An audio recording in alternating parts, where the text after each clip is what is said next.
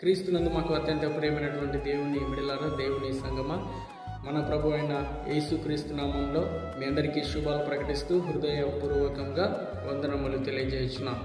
ఈరోజు నేను మీతో మాట్లాడే టాపిక్ ఏమనగా కీడు చేయటమా అని మేలు చేయము. కీడు చేయడం అనేటువంటిది అపవాది సంబంధమైనటువంటిది, సాతాను సంబంధమైనటువంటిది.